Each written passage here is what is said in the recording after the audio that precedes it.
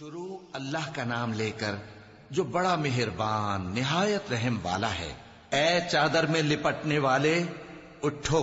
اب خبردار کرنے لگو اور اپنے پروردگار کی بڑائی بیان کرو، اور اپنے کپڑے پاک رکھو اور شرک کی گندگی سے تو الگ ہی رہو، اور اس نیت سے احسان نہ کرو کہ اس سے زیادہ کے خواہاں ہو، اور اپنے پروردگار کی خاطر صبر کرتے رہو۔ پھر جب سور پھونکا جائے گا تو وہ دن مشکل کا دن ہوگا، یعنی کافروں پر آسان نہ ہوگا۔ مجھے اس شخص سے سمجھ لینے دو جس کو میں نے اکیلا پیدا کیا، اور میں نے اس کو بہت سا مال دیا اور ہر وقت حاضر رہنے والے بیٹے دیے، اور اس کو ہر طرح کے سامان میں وسعت دی، پھر بھی لالچ رکھتا ہے کہ میں اسے اور زیادہ دوں۔ ایسا ہرگز نہیں ہوگا، یہ ہماری آیتوں کا بڑا مخالف رہا ہے۔ میں اسے ایک بڑی چڑھائی چڑھاؤں گا۔ اس نے غور و فکر کیا اور ایک بات ٹھہرا لی، یہ مارا جائے، اس نے کیسی تجویز کی، پھر یہ مارا جائے، اس نے یہ کیسی تجویز کی۔ پھر اس نے نگاہ کی، پھر تیوری چڑھائی اور منہ بگاڑا، پھر پیٹ پھیر کر چلا اور تکبر کیا، پھر کہنے لگا یہ تو جادو ہے جو پہلے لوگوں سے برابر ہوتا آیا ہے۔ پھر بولا یہ اللہ کا کلام نہیں بلکہ بشر کا کلام ہے، میں ان قریب اس کو سقر میں داخل کروں گا، اور تم کیا سمجھے کہ سقر کیا ہے؟ وہ ایسی آگ ہے کہ نہ باقی رکھے گی اور نہ چھوڑے گی، اور بدن کو جھلس کر سیاہ کر دے گی۔ اس پر 19 داروغہ ہیں، اور ہم نے دوزخ کے داروغہ فرشتے ہی بنائے ہیں، اور ان کا شمار کافروں کی آزمائش کے لیے مقرر کیا ہے، اس لیے کہ اہل کتاب یقین کریں اور مومنوں کا ایمان اور زیادہ ہو، اور اہل کتاب اور مومن شک نہ لائیں، اور اس لیے کہ جن لوگوں کے دلوں میں نفاق کا روگ ہے اور جو کافر ہیں کہیں کہ اس مثال کے بیان کرنے سے اللہ کا مقصود کیا ہے۔ اسی طرح اللہ جس کو چاہتا ہے گمراہ رہنے دیتا ہے اور جس کو چاہتا ہے ہدایت دیتا ہے، اور تمہارے پروردگار کے لشکروں کو اس کے سوا کوئی نہیں جانتا، اور یہ قرآن تو بنی آدم کے لیے نصیحت ہے۔ ہاں ہاں، قسم ہے چاند کی اور رات کی جب رخصت ہونے لگے، اور صبح کی جب روشن ہو جائے، کہ وہ آگ ایک بہت بڑی آفت ہے، انسان کے لیے ڈر کی چیز، یعنی اس شخص کے لیے جو تم میں سے آگے بڑھنا چاہے یا پیچھے رہنا چاہے۔ ہر شخص اپنے کرتوتوں کے باعث گرفتار ہوگا، مگر داہنی طرف والے نیک لوگ جنتوں میں ہوں گے اور پوچھتے ہوں گے، یعنی آگ میں جلنے والے گناہگاروں سے، کہ تم دوزخ میں کیوں پڑے؟ وہ جواب دیں گے کہ ہم نمازیوں میں شامل نہ ہوئے، اور نہ ہم فقیروں کو کھانا کھلاتے تھے، اور ہم بحث کرنے والوں کے ساتھ مل کر بحث کرتے تھے، اور روز جزا کو جھٹلاتے تھے، یہاں تک کہ ہمیں موت آ گئی۔ تو سفارش کرنے والوں کی سفارش ان کے حق میں کچھ فائدہ نہ دے گی۔ ان کو کیا ہوا ہے کہ نصیحت سے روگرداں ہو رہے ہیں؟ گویا گدھے ہیں کہ بدک جاتے ہیں، جو شیر سے ڈر کر بھاگ جاتے ہیں۔ اصل یہ ہے کہ ان میں سے ہر شخص یہ چاہتا ہے کہ اس کے پاس کھلی ہوئی کتاب آئے، ایسا ہرگز نہیں ہوگا۔ حقیقت یہ ہے کہ ان کو آخرت کا خوف ہی نہیں۔ کچھ شک نہیں کہ یہ قرآن نصیحت ہے، تو جو چاہے اسے یاد رکھے، اور یاد بھی تبھی رکھیں گے جب اللہ چاہے۔ وہی اس لائق ہے کہ اس سے ڈرا جائے، اور وہی معاف کرنے والا ہے۔ اے کملی میں لپٹنے والے، رات کو قیام کیا کرو مگر تھوڑی سی رات، یعنی نصف رات یا اس سے کچھ کم قیام کرو یا کچھ زیادہ،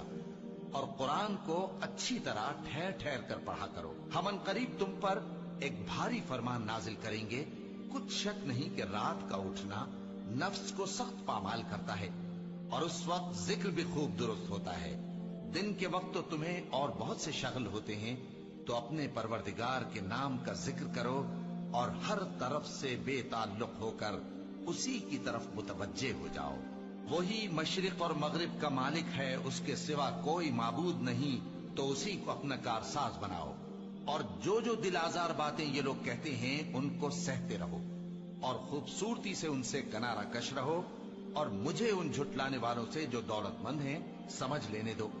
اور ان کو تھوڑی سی مہلت دے دو۔ کچھ شک نہیں کہ ہمارے پاس بیڑیاں ہیں، اور بڑی زبردست آگ ہے، اور گلے میں اٹکنے والا کھانا ہے، اور درد دینے والا عذاب ہے۔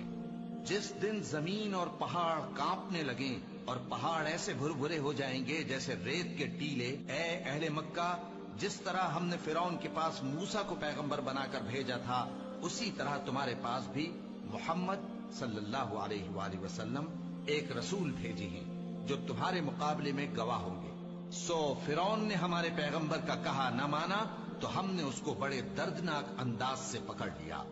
اگر تم بھی ان پیغمبر کو نہ مانو گے تو اس دن سے کس طرح بچو گے جو بچوں کو بوڑھا کر دے گا، جس سے آسمان پھٹ جائے گا۔ یہ اس کا وعدہ پورا ہو کر رہے گا۔ یہ قرآن تو نصیحت ہے، سو جو چاہے اپنے پروردگار تک پہنچنے کا راستہ اختیار کر لے۔ تمہارا پروردگار خوب جانتا ہے کہ تم اور تمہارے ساتھ کے لوگ کبھی 2/3 رات کے قریب اور کبھی آدھی رات اور کبھی تہائی رات قیام کیا کرتے ہو، اور اللہ رات اور دن کا اندازہ رکھتا ہے۔ اس نے معلوم کیا کہ تم اس کو نبھا نہ سکو گے تو اس نے تم پر مہربانی کی، پس جتنا آسانی سے ہو سکے اتنا قرآن پڑھ لیا کرو۔ اس نے جانا کہ تم میں بعض بیمار بھی ہوں گے اور بعض اللہ کے فضل یعنی معاش کی تلاش میں ملک میں سفر کریں گے اور بعض اللہ کی راہ میں لڑیں گے، تو جتنا آسانی سے ہو سکے اتنا قرآن پڑھ لیا کرو، اور نماز قائم کرتے رہو اور زکوٰۃ ادا کرتے رہو، اور اللہ کو نیک نیتی سے قرض دیتے رہو، اور جو عمل نیک تم اپنے لیے آگے بھیجو گے اس کو اللہ کے ہاں بہتر اور صلے میں بہت عظیم پاؤ گے، اور اللہ سے بخشش مانگتے رہو، بے شک اللہ بخشنے والا ہے، مہربان ہے۔ شروع اللہ کا نام لے کر جو بڑا مہربان نہایت رحم والا ہے۔ اے پیغمبر صلی اللہ علیہ وآلہ وسلم، لوگوں سے کہہ دو کہ میرے پاس وحی آئی ہے کہ جنوں کی ایک جماعت نے اس کتاب کو سنا تو کہنے لگے کہ ہم نے ایک عجیب قرآن سنا جو بھلائی کا رستہ بتاتا ہے، سو ہم اس پر ایمان لے آئے، اور ہم اپنے پروردگار کے ساتھ کسی کو شریک نہیں بنائیں گے، اور یہ کہ ہمارے پروردگار کی شان بہت بلند ہے، وہ نہ بیوی رکھتا ہے نہ اولاد، اور یہ کہ ہم میں سے کوئی بے وقوف اللہ کے بارے میں جھوٹ گھڑتا ہے، اور ہمارا یہ خیال تھا کہ انسان اور جن اللہ کی نسبت جھوٹ نہیں بولیں گے، اور یہ کہ بعض بنی آدم بعض جنات کی پناہ لیا کرتے تھے تو اس سے ان کی سرکشی اور بڑھ گئی تھی، اور یہ کہ ان کا بھی یہی اعتقاد تھا جس طرح تمہارا تھا کہ اللہ کسی کو نہیں زندہ کرے گا، اور یہ کہ ہم نے آسمان کو ٹٹولا تو اس کو مضبوط چوکیداروں اور انگاروں سے بھرا ہوا پایا، اور یہ کہ پہلے ہم وہاں بہت سے مقامات پر فرشتوں کی باتیں سننے کے لیے بیٹھا کرتے تھے، اب کوئی سننا چاہے تو اپنے لیے انگارہ تیار پاتا ہے، اور یہ کہ ہمیں معلوم نہیں کہ اس سے اہل زمین کے ساتھ برائی مقصود ہے یا ان کے پروردگار نے ان کی بھلائی کا ارادہ فرمایا ہے، اور یہ کہ ہم میں بعض نیک ہیں اور بعض دوسری طرح کے، ہمارے کئی طرح کے مذہب ہیں، اور یہ کہ ہم نے سمجھ لیا ہے کہ ہم زمین میں خواہ کہیں ہوں اللہ کو ہرا نہیں سکتے اور نہ بھاگ کر اس کو تھکا سکتے ہیں،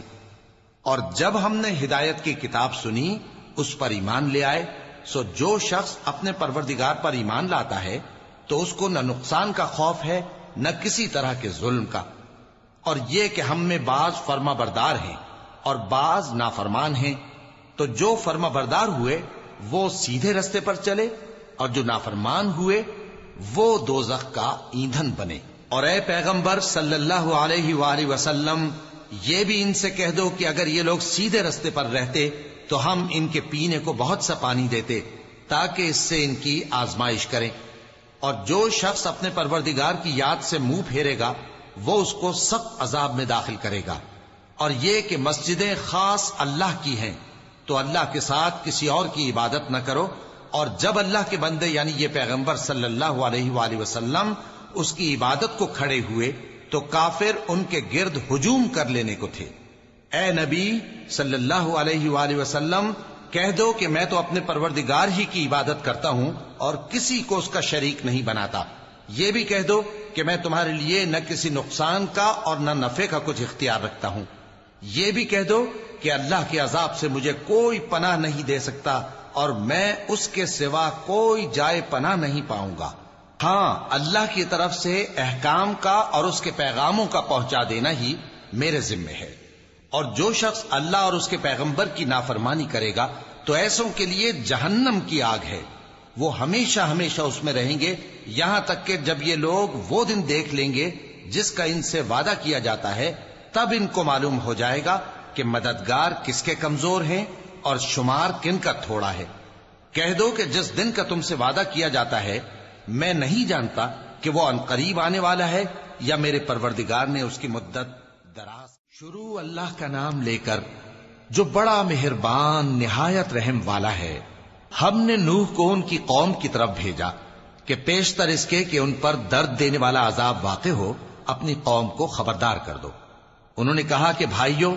میں تم کو کھلے طور پر خبردار کرتا ہوں کہ اللہ کی عبادت کرو اور اس سے ڈرو اور میرا کہا مانو، وہ تمہارے گناہ بخش دے گا اور موت کے وقت مقرر تک تم کو مہلت عطا کرے گا۔ جب اللہ کا مقرر کیا ہوا وقت آ جاتا ہے تو تاخیر نہیں کی جاتی، کاش تم جانتے ہوتے۔ جب لوگوں نے نہ مانا تو نوح نے اللہ سے عرض کی کہ پروردگار، میں اپنی قوم کو رات دن بلاتا رہا لیکن میرے بلانے سے وہ اور زیادہ گریز کرتے رہے۔ جب میں نے ان کو بلایا کہ توبہ کریں اور تو ان کو معاف فرمائے تو انہوں نے اپنے کانوں میں انگلیاں دے لی اور اپنے اوپر کپڑے اوڑھ لیے اور اڑ گئے اور خوب تکبر کرنے لگے۔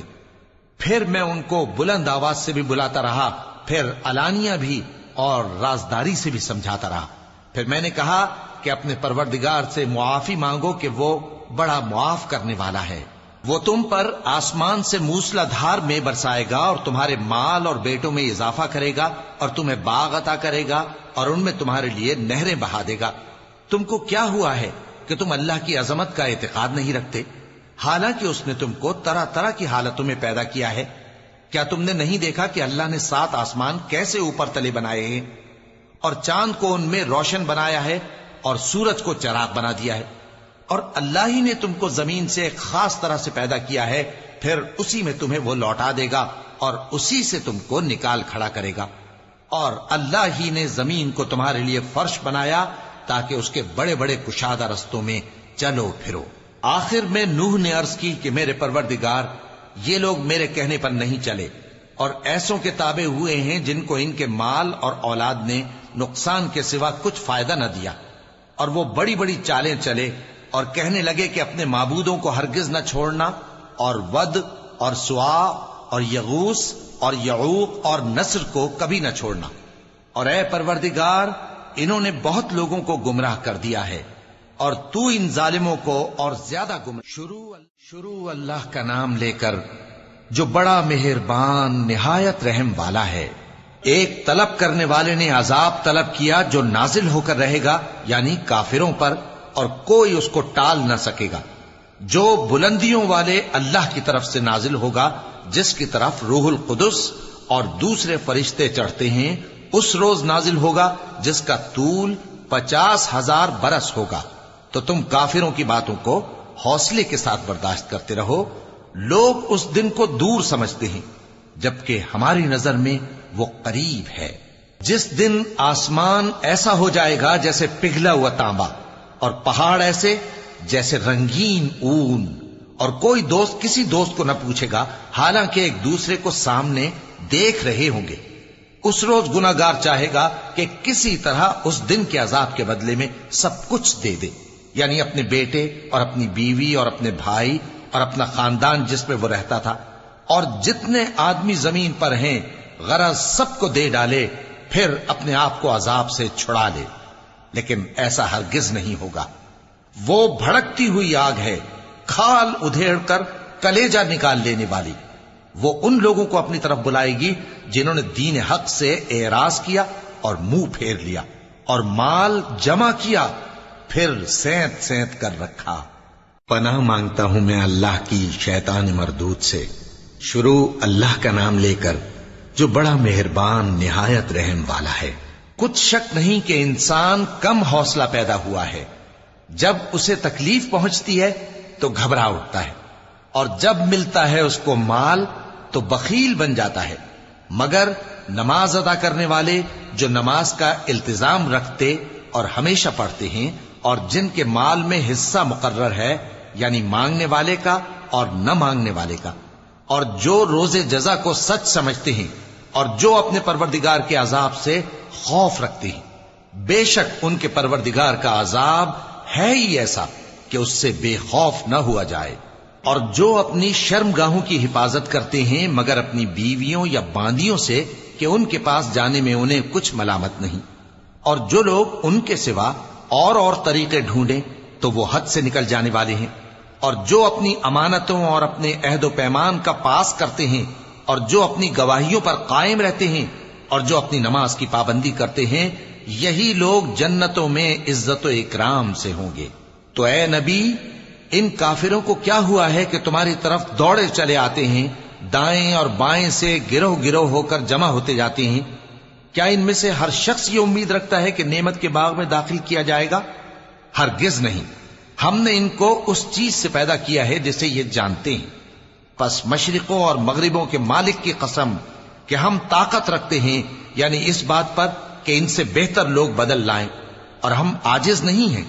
تو اے پیغمبر، ان کو باطل میں پڑے رہنے اور کھیل لینے دو، یہاں تک کہ جس دن کا ان سے وعدہ کیا جاتا ہے وہ ان کے سامنے آ موجود ہو۔ اس دن یہ قبروں سے نکل کر اس طرح دوڑیں گے جیسے کسی مقابلے کے نشان کی طرف دوڑے جا رہی ہوں۔ ان کی آنکھیں جھک رہی ہوں گی اور ذلت ان پر چھا رہی ہوگی۔ یہی وہ دن ہے جس کا ان سے وعدہ کیا جاتا تھا۔